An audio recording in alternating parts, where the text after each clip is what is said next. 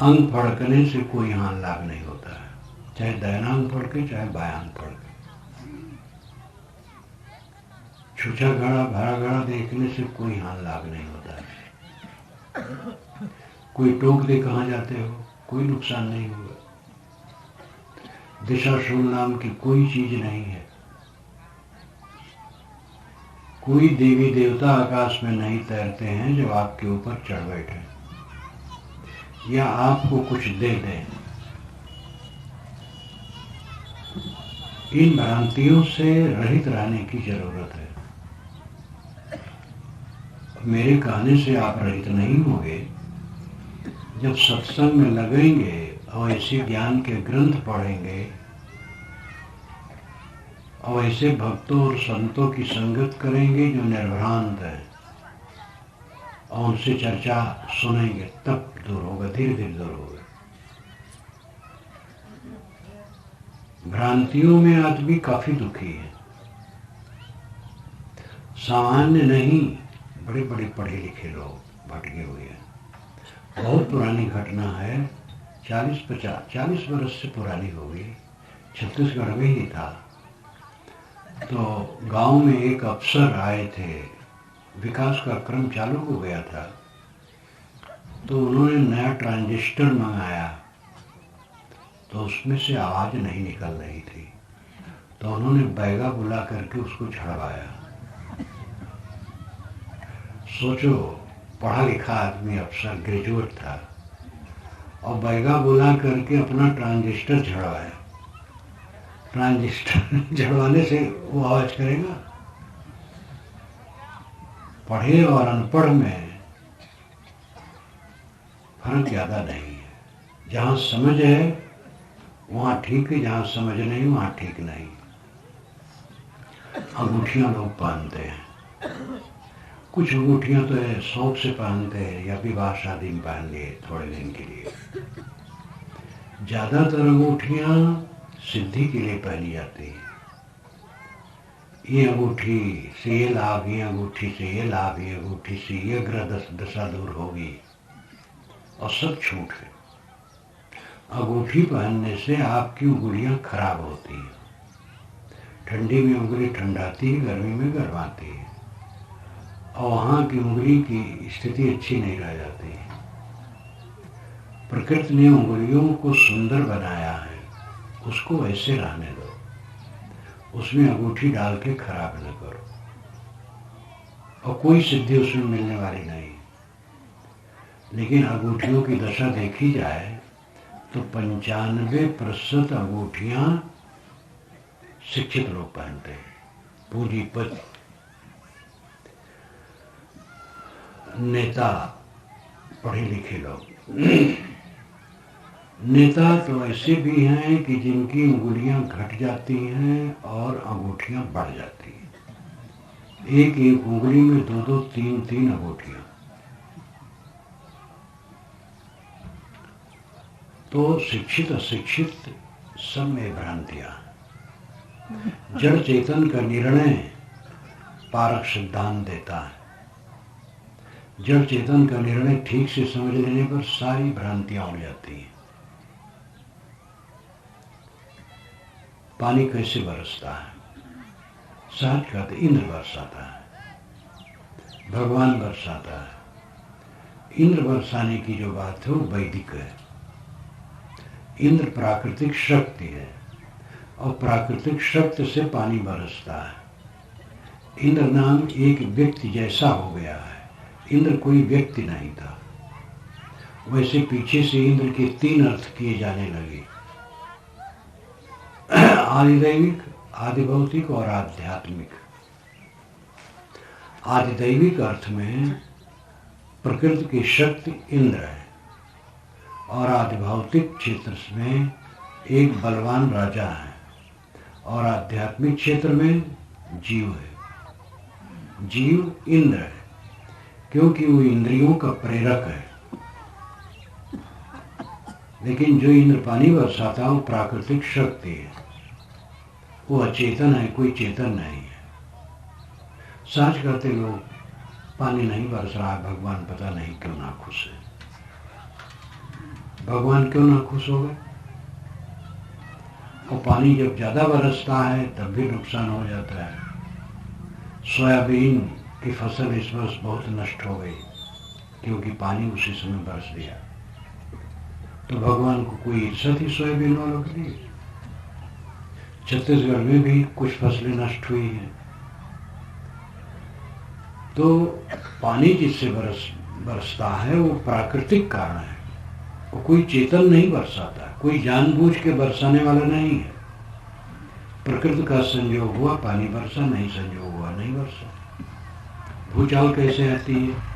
पुराणों में लिखा है कि नादिया बैल इस पृथ्वी को अपने सींग पर रखे। जब एक सींग पर रखे रखे सींग दुखने लगता है तो दूसरे सींग पर सरकाता है पृथ्वी को, तब भूचाल आ जाती है। तो नादिया बैल कहाँ खड़ा रहता है, इसका उत्तर नहीं है। शेष जी अपने फण पर रखे हैं, एक फण से दूसरे पर सरकाते हैं, तब भूचाल आ जाती है। एक पुराण में लिखा है कि पाताल में परियां हैं, वे जब जोर से नाचती हैं तब भूचाल आ जाता है। लाल भुजक्कड़ी, एक जगह पानी बरसा था तो उधर से हाथी निकल गया था, तो गांव वाले सब बेबूझ थे, आए कि भैया ये किसका पैर पड़ा है? तो समझ में नहीं आता है, इतना गोल इतना बड़ा पैर का चिन्ह किसका हो सकता है? न कभी हाथी देखे थे न जानते थे। तो गांव में एक लाल भुजक्कड़ थे, वे समाधान करते थे।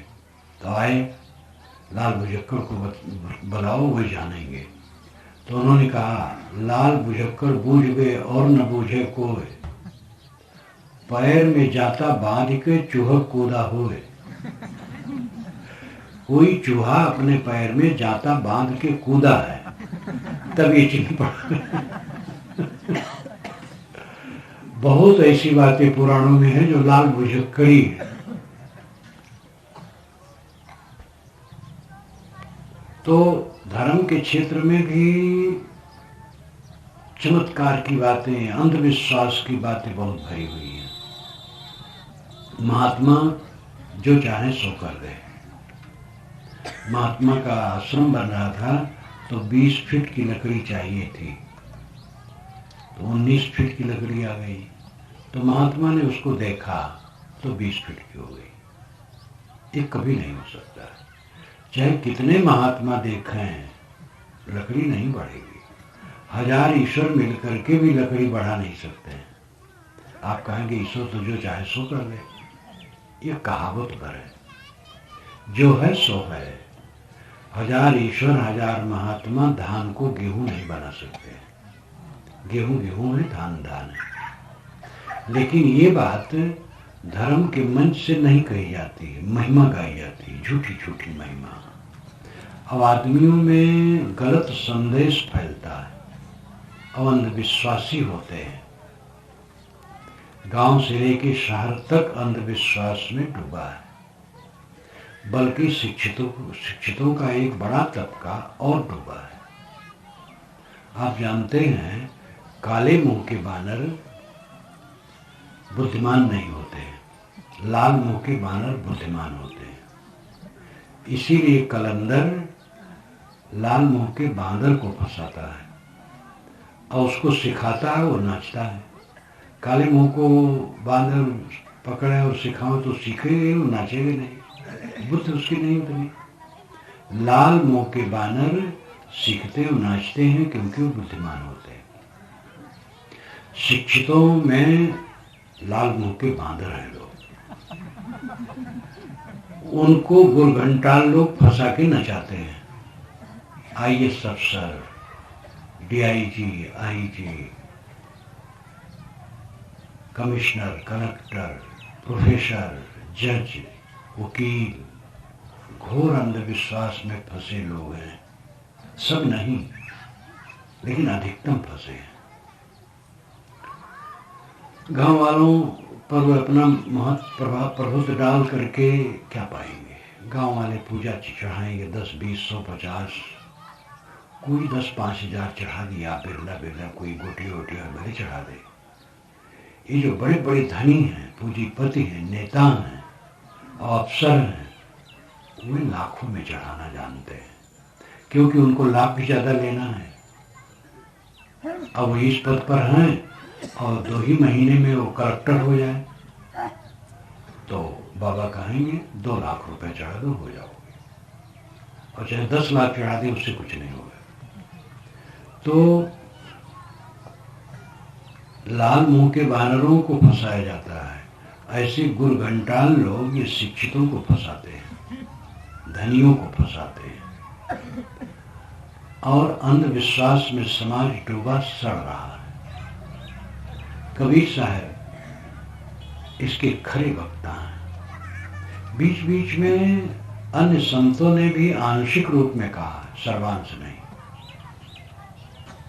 उपनिषदों को हम पढ़ें तो उपनिषदों में अंधविश्वास नहीं है, दैवी कल्पना नहीं है, अवतारवाद नहीं है, जातिवाद नहीं है, आध्यात्मिक विचार है। लेकिन पंडितों ने उसका प्रचार नहीं किया। प्रचार उन्होंने किया चमत्कारी बात का, उसी मिला पंडित महात्मा मौलवी सब की वही दशा है। यथार्थ विवेकवान बनो, परमात्मा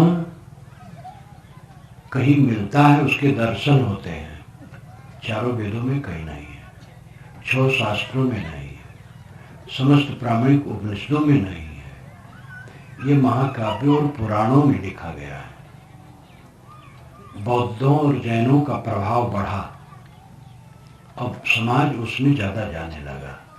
तब तक पंडितों के पास स्वाहा स्वाहा ज्यादा रहा, हवन करना, यज्ञ करना, बड़े बड़े यज्ञ करना, पब्लिक से बेगारी लेना, चंदा लेना, बड़े बड़े राजे महाराजे दूसरे राजाओं को मार पीट करके उनसे धन लूटना और यज्ञ करना, ये सब चलता था। आम जनता को उसमें कुछ नहीं मिलता था। बुद्ध महावीर 2 महापुरुष एक ही समय में हुए। महावीर बड़े थे, बुद्ध थोड़ा कम उम्र के थे उनके सामने। दोनों उत्तरी भारत में हुए और दोनों वैराग्यवान हुए, और दोनों ने मानवता की बात कही, सदाचार की बात कही, काम की बात कही। समाज उससे प्रभावित हुआ। तब पंडितों ने उनको अपनी तरफ फेरने के लिए नई नई कहानियां बनाई, महाकाव्यों और पुराणों में चमत्कारी बातें फैलाई, और तब से हिंदू समाज और जड़ हो गया। अंधविश्वास की बात, विवेकवान बनो। कारण कार्य व्यवस्था के विपरीत कुछ नहीं होता है। कारण से कार्य होता है, बिना कारण के कार्य नहीं होता है। कारण कार्य की व्यवस्था पूरे विश्व में व्याप्त है। चमत्कारी बातों में कारण कार्य की कोई जरूरत नहीं। महात्मा ने हाथ उठाया, पानी बरसना शुरू हो गया। मैं करही भदर में एक बार प्रवचन कर रहा था, ये 50 वर्ष पुरानी बात होगी। तो वहाँ पादरी भी बैठे थे और मैं भी उनके यहाँ जाता था। वहीं करही भदर में ही गिरजाघर है, तो वे आए थे, बैठे थे। थोड़े लोग थे, बादल आ गए और बूंदी होने लगी। मैंने कहा बैठो, धीरज रखो, बूंदी थोड़ी है। तो पादरी ने कहा महाराज हमारे यहाँ भी ऐसे था। तो हमारे बड़े पादरी आए थे तो उन्होंने हाथ उठाया, जय ईसा, तो बादल फट गए। मैंने कहा भाई मैं तो जय कबीर नहीं कहूंगा, वो कबीर साहब फाड़ भी नहीं पाएंगे।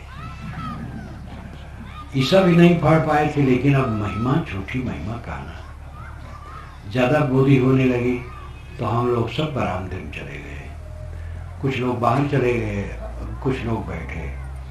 तो फिर वो हमारे गुरु जी के लिए पूछे, तो मैंने कहा कमरे में है। तो वहां गए, खड़े हुए, इतने भाव वंदना करने लगे ईसा का, ईसा की, हे ईसा मसीह इनको अपने रास्ते पर ले चल। बड़े भोले। तो ये सब धर्म में इतना भटकाव है। मैंने उनसे कहा कि अमेरिका, इंग्लैंड, जहां अमेरिका का गढ़ है, वहां भी ईसा मसीह को ईश्वर का पुत्र मानने वाले घट रहे हैं। और लोग मानते ईसा एक संत थे। ईश्वर का कोई बाल बच्चा नहीं होता है। ईसाई लोग कहते ईसा ईश्वर के पुत्र हैं। वो कहे आप कैसे जाने? मैंने कहा मैं पढ़ता हूं तो जानता हूं देश विदेश की बात। तो चुप हो गए।